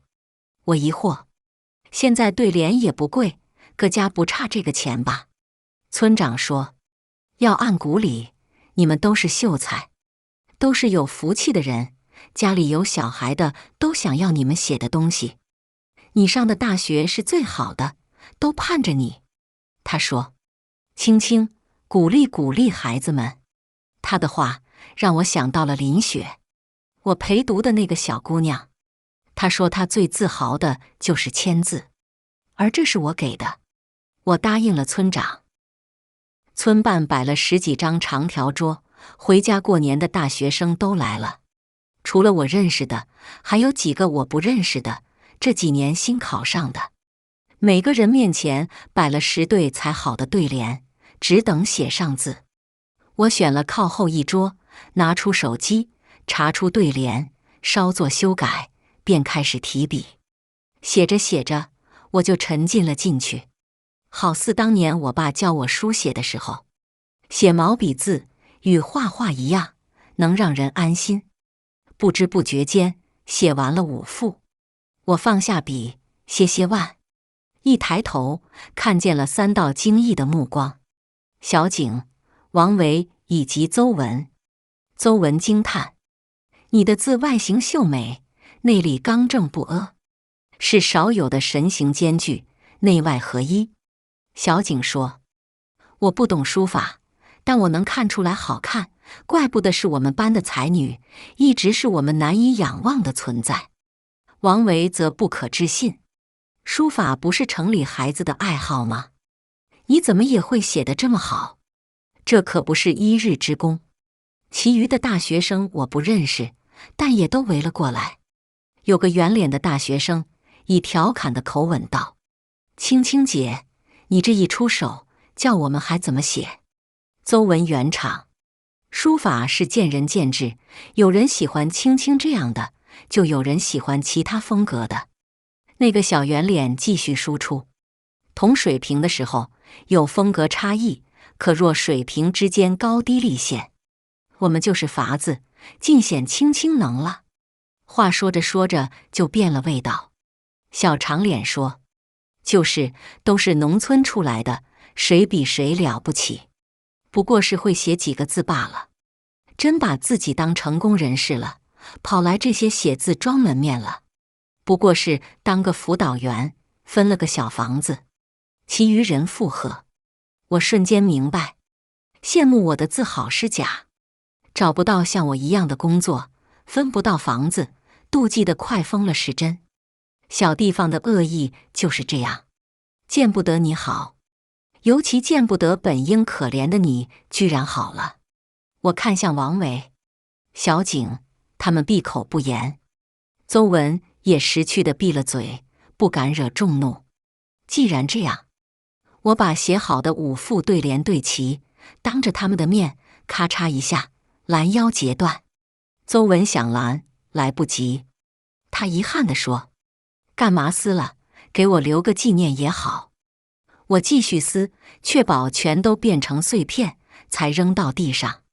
看着一地对联碎尸，所有人鸦雀无声。小景惊惶地啃起指甲，样子滑稽至极。而王维把小眼瞪得老大，露出黑眼仁，依旧很小，衬得他很丑。